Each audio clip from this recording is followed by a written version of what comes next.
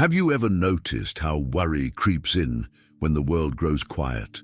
Like a shadow that slips through the cracks of your thoughts, uninvited but persistent. It waits for that single moment of stillness to whisper, "What if everything goes wrong?" We live in an age where worry has become a silent religion. We worship our fears, offer our sleep as sacrifice, and call it being responsible. Nainu. But what if Carl Jung was right? That worry isn't a sign of caring too much, but a sign that we've become disconnected from something sacred inside us. Jung believed that every emotion carries a message from the depths of our unconscious, a language the soul uses when words fail. And worry, he said, is the voice of the self that feels unseen, unheard, and unloved. When we worry, we are not predicting the future. We are remembering a part of ourselves we've abandoned. Think about it. How many times has your mind replayed the same fear, the same scene over and over, as if worrying could somehow rewrite the outcome?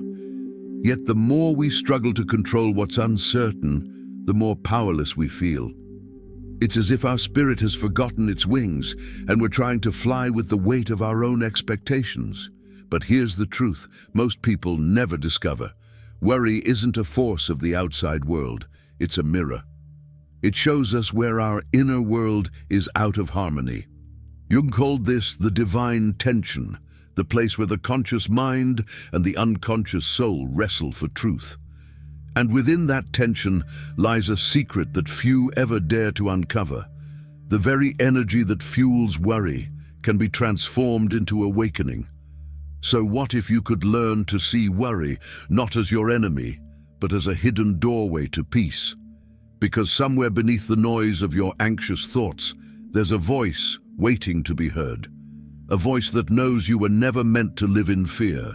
And once you begin to listen to it, something remarkable starts to unfold. You wake up before dawn, heart racing, as if your body already knows something your mind hasn't caught up to yet. The room is silent, but your thoughts roar like thunder.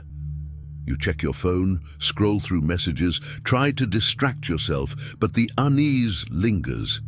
It's not just worry anymore, it's a presence, invisible yet heavy, as if the air itself is whispering that something is out of balance. You tell yourself it's stress, or maybe lack of sleep, but deep down you sense it's more than that. You've seen the signs before, patterns repeating, coincidences that feel too precise to be random. You dream of someone you haven't seen in years, and the next day they appear. You think about a change you've been afraid to make, and suddenly the universe begins to rearrange itself to push you toward it. Carl Jung called this the language of the unconscious. He believed that the world around us speaks the same way our dreams do, through symbols, moments, and synchronicities that mirror what's happening inside. Worry, he said, is what happens when we've forgotten how to understand that language. Instead of reading the signs, we resist them. We analyze, we overthink, we fight the current. Think about your own life. How often do you ignore that subtle nudge? The quiet intuition that says, don't go there, call this person, wait one more day. You feel it in your body, the tightening of your chest, the unease in your stomach, the restlessness that doesn't fade even when everything seems fine on the surface. These are not random sensations, they are the soul's way of sending a message. But we live in a world that has forgotten to listen. We call intuition irrational. We call restlessness anxiety. And we call mystery coincidence. And so, we drown out the sacred whispers with noise, scrolling, scheduling, surviving. We've been trained to believe that logic can protect us from the unknown. Yet the more we cling to reason, the more reality seems to slip through our fingers. Jung believed that worry becomes unbearable when we lose connection with meaning. When our lives stop feeling guided by something larger than ourselves, every decision becomes a battlefield. Every silence feels like abandonment. We start asking, what if I fail? What if I lose everything? What if I'm not enough? But the truth hidden beneath those questions is not fear. It's longing, a longing to feel aligned again. To remember that life has purpose, even in its uncertainty. There are moments, small, fleeting, and easily missed, when you can sense that purpose calling. Maybe it's a song that plays at the exact moment you needed it. Maybe it's a phrase in a book that feels written just for you. Maybe it's the sudden peace that washes over you for no reason at all. These are not coincidences. They are reminders that something within you is trying to speak through the world outside you. And yet, we resist. We want proof. We demand evidence that life has order, that the universe is not just chaos dressed as beauty. But Jung warned that our obsession with certainty blinds us to truth. The more we try to control the mystery, the further we drift from it. Still, the signs keep appearing, don't they? No matter how hard you try to ignore them, they return, gentle, persistent, and familiar. They show up in dreams, in conversations, in the timing of events. It's as if the universe refuses to give up on you. What if worry isn't a curse, but a compass? What if every anxious thought is pointing you towards something unresolved within? Maybe the body shakes not because it's broken, but because it's trying to wake the soul. And when you finally dare to listen, truly listen, you begin to see that the things you call random are the very clues that could set you free. But here's the question most people never ask themselves. If these signs are real, what exactly are they trying to tell you? Carl Jung once said that worry is the disease of those who have forgotten who they are. To him, anxiety was not simply a psychological condition, it was a spiritual signal, a message from the depths of the unconscious trying to awaken us from illusion. And here lies the first great secret that Jung revealed. Worry is not a problem to solve, but a teacher to understand. Every time we feel consumed by worry, we are being shown a mirror of something hidden, something we've refused to face within ourselves. Jung called this the shadow. The shadow is not evil.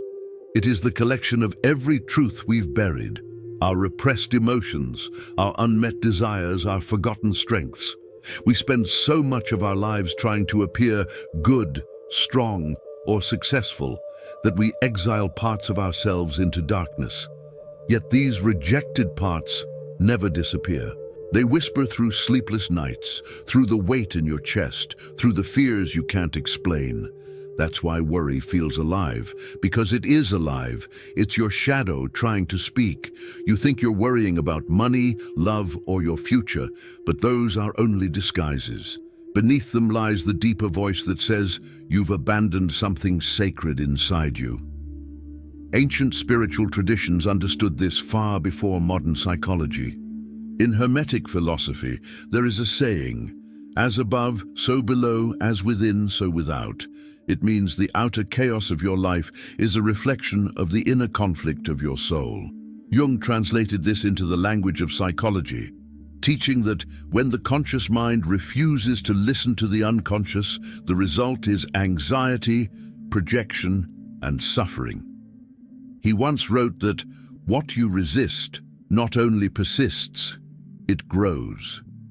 This is why when we suppress our fears, they multiply.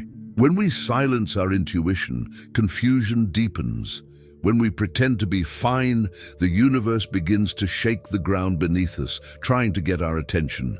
Let's imagine an example. A woman named Clara worries constantly about losing her job.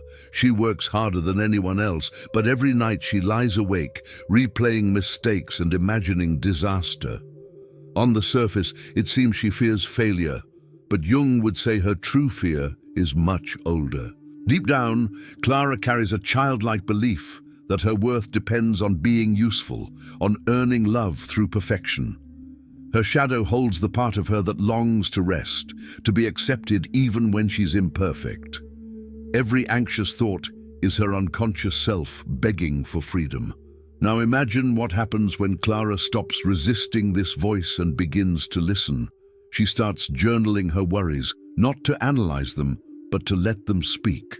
She realizes that each fear hides a memory, a desire, a truth she never allowed herself to express. One night she writes a single line that changes everything. Maybe I'm not afraid of losing my job. Maybe I'm afraid of losing myself. And in that moment, the heaviness she carried for years begins to soften. That's what happens when we face the shadow. The energy that once fueled worry becomes the energy of transformation. It's not about fighting anxiety. It's about decoding it. Because the soul speaks through discomfort. Every uneasiness, every uncertainty is a sacred knock at the door of your awareness. Jung believed that when you invite the shadow to the table, you reclaim your lost power. You begin to integrate your darkness, and that's when worry loses its grip.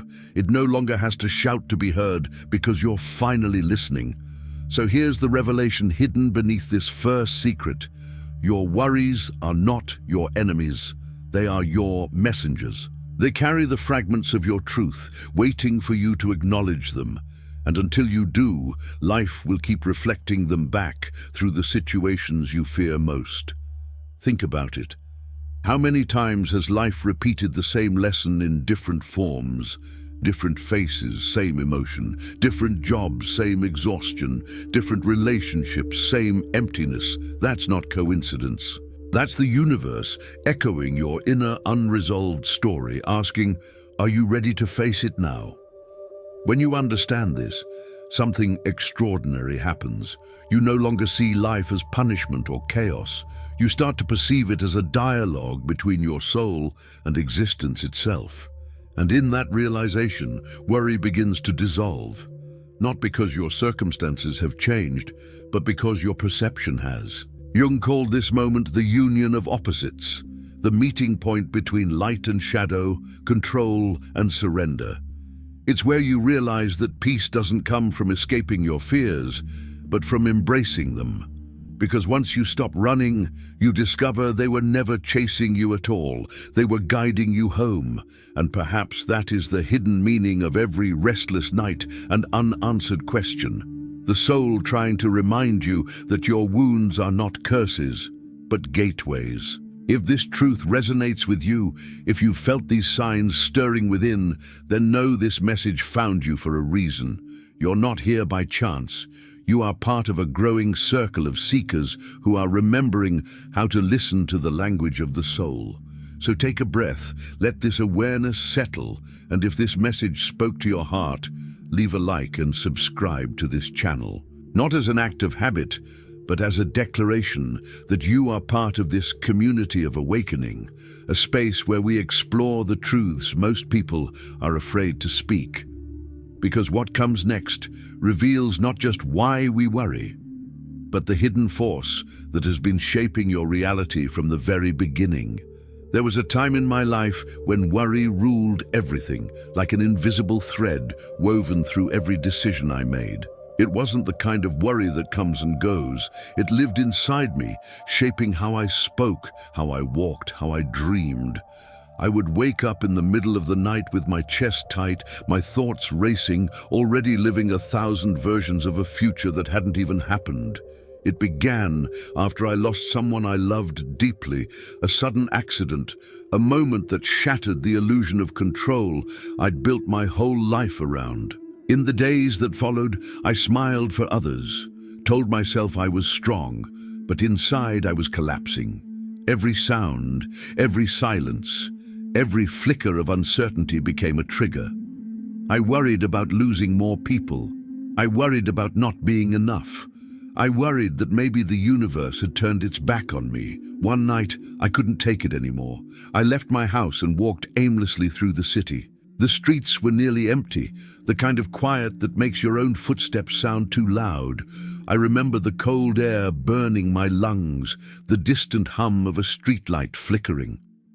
I stopped near a small park, sat on a bench, and stared at the dark sky. For the first time, I didn't pray for things to get better. I just whispered, I don't know who I am anymore. That's when something shifted. It wasn't a miracle, not in the traditional sense. But in that silence, I felt something inside me break open. I suddenly realized how much energy I had spent trying to control the uncontrollable, how tightly I had clung to the illusion of safety. It was as if life itself was showing me the mirror Jung talked about, the reflection of my disconnection. The days that followed were strange. My dreams became more vivid. I saw recurring symbols, water overflowing from a glass, a bird flying against the wind, and once a child holding a lantern in the dark. When I told a friend about these dreams, she smiled softly and said, "Maybe your unconscious is trying to speak." That's when I began to read Jung seriously, not as a scholar, but as someone desperate for understanding. His words felt alive, like a compass pointing inward. He wrote that when we repress pain, it doesn't disappear, it waits. It hides in our bodies, our routines, our fears. Worry, he said, is not random, it's the soul's alarm system, warning that we've lost touch with our inner truth. So I began to listen. Every time worry arose, I would ask it, "What are you trying to tell me?" Sometimes the answer came as a memory, other times as a sudden emotion or image. Once, I realized that my constant anxiety about losing people came from a deeper wound, my fear of being abandoned by life itself. The moment I faced that truth, the worry began to lose its power. It didn't vanish overnight, but it transformed. It became a signal instead of a storm. I remember one morning, months later, I went back to that same park. The air was warmer, and I watched the sunlight move through the trees like liquid gold. For the first time in a long time, I didn't feel the need to rush anywhere or solve anything. I just sat there, breathing, aware of the stillness. That's when I understood what Jung meant by individuation, the process of becoming whole. I realized I had spent so long trying to be who I thought the world wanted me to be that I had forgotten how to simply be. It wasn't an easy path. There were days when the old patterns returned, when the worry tried to pull me back into its familiar rhythm. But each time, I could hear a quieter voice beneath it, a wiser one, reminding me that I didn't have to fight everything, that maybe life wasn't asking for control, but for trust. Then something remarkable happened. A few weeks later, I received an unexpected message from a former colleague. She told me about an opportunity to work on a project that aligned perfectly with my true interests, something creative, meaningful, alive. The timing felt impossible. I hadn't spoken to her in years. Yet in that instant, I remembered Jung's words about synchronicity, that meaningful coincidences are not random, but signs that the inner and outer worlds have aligned. It was as if the universe whispered, "Now you're ready." That single moment changed everything. Not because I had found certainty, but because I had finally made peace with uncertainty. When I look back now, I see that my deepest worry was never about losing control. It was about losing connection. Once I began to reconnect with myself, the outer world responded in kind. I met people who reflected that same peace, opportunities that mirrored my inner growth, and even challenges that felt purposeful instead of punishing. Maybe that's the true lesson hidden inside every anxious night. Worry doesn't come to torment you. It comes to guide you back home. So if you felt something similar, those mysterious signs, those repeating dreams, that heaviness that feels both painful and meaningful, I invite you to share your story. Comment below and tell me what kind of signs or experiences have spoken to you lately. I read every message, and in future videos, I might even mention your story, because your voice might be the one that helps someone else awaken. And as you think about your own journey, ask yourself this: what if every worry you've ever felt was never a warning, but an invitation? Carl Jung taught that once we begin to recognize the hidden language of the soul, life stops feeling random and starts feeling deeply personal. That's because every event, every emotion, and even every moment of worry becomes a sign, a message that life sends to guide us toward alignment with our true self. Here lies the second great secret. The universe mirrors your inner state through synchronicity. Synchronicity isn't luck or coincidence. It's the meeting point between your inner world and outer reality. Jung described it as the mysterious dance between the psyche and the universe, where meaningful events happen not because of cause and effect, but because they share the same essence, the same vibration. Think about it. Have you ever been thinking about someone just before they call you, or found the exact phrase you needed in a random book? Or maybe you've seen repeating symbols, numbers, animals, words, songs that seem to follow you like breadcrumbs. These are not accidents. They are echoes of your consciousness projected into the tapestry of the world. The spiritual meaning behind this is profound. The universe doesn't speak through logic. It speaks through reflection, and the more aware you become, the clearer its messages grow. When you feel disconnected or uncertain, synchronicity acts as a mirror saying, "Pay attention, your soul is trying to show you something." But how do we actually recognize these signs? The first step is stillness. Worry thrives in noise, but intuition speaks in silence. Jung often encouraged what he called active imagination, a form of conscious dialogue with your unconscious. You can practice it anywhere, anytime. Here's how. Pause for a moment. Take a deep breath and feel where worry sits in your body. Maybe it's a tightness in your chest, a flutter in your stomach, a tension in your jaw. Don't resist it. Acknowledge it. Ask it a question. Literally, in your mind, say, "What are you trying to tell me?" Don't overthink the answer, just listen. The first image, word, or memory that appears is often the key. Journal it immediately. Write what came up, even if it doesn't make sense. The unconscious speaks in symbols. Later, you may see patterns forming. Watch your day unfold. After asking the question, pay attention to the world around you. Who crosses your path? What words or songs repeat? What emotions resurface? The signs often appear within 24 hours, subtle but precise. This practice reconnects the conscious and unconscious, allowing synchronicity to emerge naturally. And once it does, something almost magical happens. Worry begins to dissolve, replaced by an unshakable sense that you're being guided. Let's say you're struggling with a big decision, whether to leave a job, end a relationship, or take a leap of faith. Your mind might spin in circles, analyzing every possibility, but when you enter stillness and ask your inner self to show you the truth, the universe responds. You might overhear a stranger say something that feels directed at you. You might dream of a path clearing in the forest. You might even feel a sudden calm that says, "You already know the answer." That's synchronicity. The divine conversation between your soul and life itself.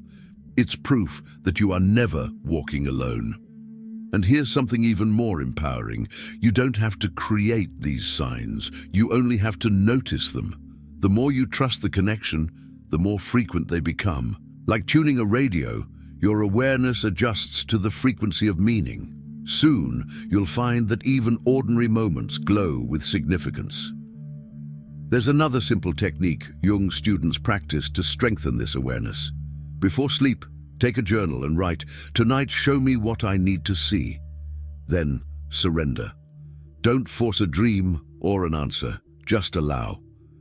In the morning, write whatever you remember, even fragments. Over time, you'll begin to notice that your dreams, synchronicities, and emotions start aligning. They form a pattern, a story only you can interpret. This is how the unconscious speaks, through repetition, through rhythm, through reflection. It's a living dialogue between your inner truth and the unfolding of the outer world. And the best part? You don't have to be a mystic to experience it. This connection belongs to everyone. You too are part of that universal intelligence that moves through all things. Every thought, every feeling, every coincidence, none of it is wasted. The universe wastes nothing.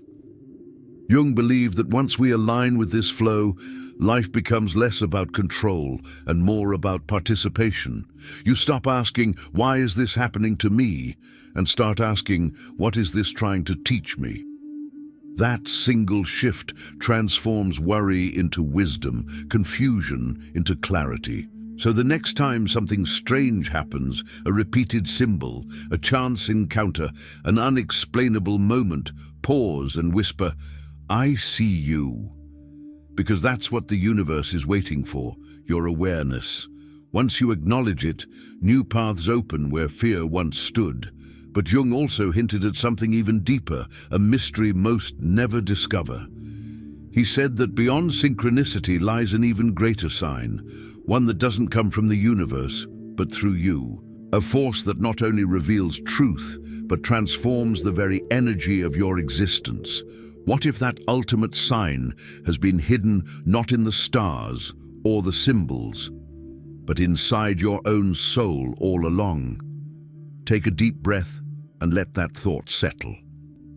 And if this journey has resonated with you, if you've begun to see your own signs unfolding, subscribe and join this community of seekers who are remembering what it means to live with awareness. Because the next revelation will open a door that few have ever dared to step through. There is a moment in every soul's journey when the noise finally breaks and silence reveals something vast, ancient, and alive.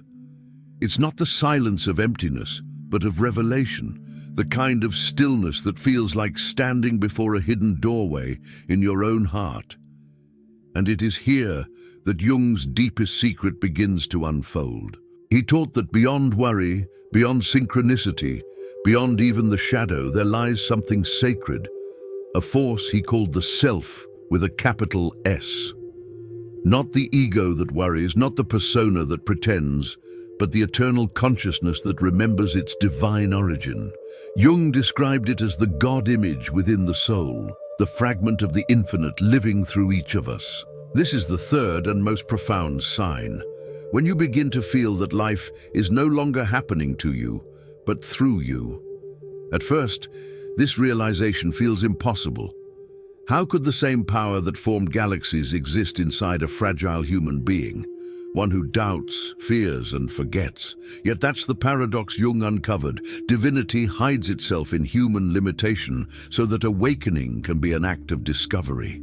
Every worry, every loss, every unanswered question is not a punishment. It's a call to remember who you are beneath it all. Imagine for a moment that your life is not a series of random events, but a sacred conversation between the universe and your soul. Every person you meet, every challenge you face is the divine wearing a new disguise, whispering, "I am still here." When this understanding dawns, something miraculous happens. Worry loses its meaning because you realize there is no separation, no you versus life, no future to control, no past to undo. There is only presence, vast and shimmering, unfolding through you in real time. This is what mystics called the marriage of heaven and earth within the human heart. But this awakening isn't dramatic, it's intimate. It happens in small, sacred moments. When you stop fighting, when you breathe deeply for the first time in years, when you forgive yourself for not knowing. It happens when you look at a stranger and feel an inexplicable sense of connection. It happens when you realize that the pain you carried for so long has quietly turned into compassion. This is not philosophy, it's transformation, and it's available to you right now. Pause for a moment. Feel the air entering your lungs, the steady rhythm of your heartbeat. Behind those sensations there is an awareness watching, timeless and calm. That awareness is you. Not the anxious mind that worries, but the eternal witness that observes. Jung called this the bridge between the human and the divine. The more you rest in that awareness, the less life feels like chaos, and the more it feels like symphony. That's why, in this moment, I want to speak from the heart. This message you're hearing, these words, this space we're sharing, it's not just content, it's a prayer. a seed of remembrance planted in your consciousness. I create these messages not for profit, but out of passion, for those who are waking up, for those who feel lost, for those who know there must be something more. So if these words have touched something inside you, if you've felt even a flicker of truth, take a moment to like this video and subscribe, not for the algorithm, but for the mission. Every like, every subscription strengthens this community of light, a circle of souls remembering together. You are not just a viewer, you are part of this unfolding awakening, because when one of us remembers, all of us rise. Now let's return to the revelation. When Jung experienced his own visions and inner encounters, he wrote of a presence he called the luminous one, the symbol of wholeness that appears when a person integrates all that was divided. He described it as both human and divine, a reflection of Christ consciousness, not bound by religion, but by truth. It is the realization that the kingdom of God is not elsewhere, it is within you, and modern science, strangely enough, echoes this mystery.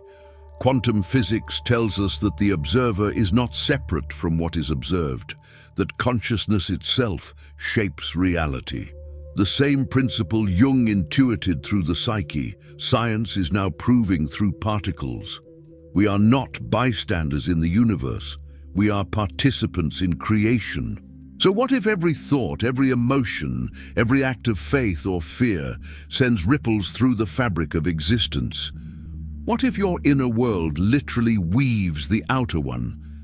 Suddenly, worry seems absurd, because worrying about the future is like praying for what you don't want. The power that once fueled anxiety can be reclaimed as the power to create. That is the true alchemy, transforming fear into awareness, and awareness into light. When you realize this, you no longer beg the universe for signs, you become the sign. The synchronicities don't just happen around you, they move through you. You speak a word and life answers. You take a step and the path appears. You surrender and the invisible becomes visible. This is the awakening Jung called individuation, the birth of the whole self, where the divine and human unite. It's not about perfection, it's about truth. The moment you stop pretending to be what the world expects and instead embody what your soul already is, you become an instrument of harmony. So take this in. You are not the small self who worries. You are the eternal consciousness dreaming through that self. And once you see that, the illusion breaks, because the greatest revelation is not found in scriptures or symbols, it's in the quiet knowing that you and the divine have never been separate.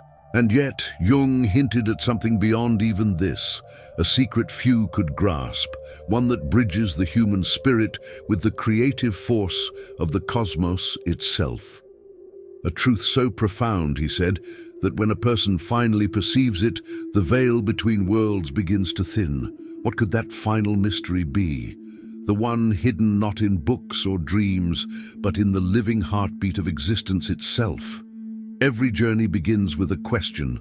For most of us, that question hides beneath the surface of daily life, beneath the emails, the noise, the small fears we try to control. It whispers quietly, "Who am I, really?" And through that question, life begins its sacred work. It gives us worry, so we will learn to seek peace. It gives us loss, so we will rediscover meaning. It gives us uncertainty, so we will remember trust. Every challenge, every moment of doubt is not punishment. It's invitation. Jung understood that the human soul is not asleep.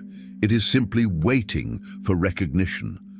When you begin to see your worries as messages, your coincidences as synchronicities, and your pain as transformation, everything changes. What once felt like chaos begins to reveal pattern. What once seemed random becomes orchestral. You realize that the universe was never against you. It was speaking your name all along. And perhaps that's what all these teachings lead to. Not the end of suffering, but the birth of awareness. Because awareness turns pain into light. It transforms confusion into wisdom. It transforms ordinary life into sacred experience. Take a moment to look back on your own journey. How many times were you guided without realizing it? How many mistakes became redirections? How many endings were actually beginnings in disguise? This is the mystery Jung dedicated his life to unveiling, the mystery of meaning. He believed that when a person begins to live consciously, they become a vessel through which the divine expresses itself. Worry, fear, anxiety, they dissolve not because the world becomes easier, but because you become deeper. You start to walk differently. You begin to speak with intention, to listen without fear, to see signs not as superstition, but as communication. The wind through the trees, the number on a clock, the sudden encounter with an old friend, all of them are threads in the same divine tapestry. You are not lost in this world, you are woven into it, and if you felt it, if something in your heart stirred while listening, it's because this message was meant for you. You are meant to remember that your consciousness matters, that your thoughts create, your love heals, and your awareness transforms. Right now, across the world, thousands of souls are awakening to this same realization. They, too, are remembering that life is not happening to them. It's happening through them. And when this awareness spreads, when light meets light, a new world begins to rise from the ashes of the old. That's why this space exists, not as entertainment, but as a sanctuary. A place where truth seekers, dreamers, and the quietly broken come together to remember who they are. We are a community not of perfection, but of purpose. So if these words have touched something within you, if they've reminded you that you are more than your fears, take a moment now to act from that awareness. Leave a comment below with your name and the city you're watching from. I'll read every single one, and in the next video, I'll mention some of you by name, because your story matters here. Like this video, if it spoke to your heart. Subscribe if you want to continue this journey of awakening with us. This channel doesn't exist for fame or profit, it exists for connection. Every like, every comment, every subscription is an act of energy, a way of saying, yes, I'm part of this light. You see, the real miracle isn't in escaping the world, it's in living in it fully awake, in walking through the noise and still hearing the silence beneath it, in loving, even when uncertain, in trusting, even when afraid. Because the final revelation, the one Jung hinted at and mystics across centuries confirmed, is this: you are the bridge between heaven and earth. Every heartbeat is a pulse of the divine, every breath a meeting between spirit and matter. And when you live from that truth, life itself begins to mirror your awakening. So tonight, when the world grows quiet, place your hand over your heart and remember, you are not a body that has a soul. You are a soul having a human experience. The signs, the dreams, the coincidences, they're not random. They're the universe whispering, welcome home. And maybe, just maybe, the greatest sign of all is that you're here, listening right now.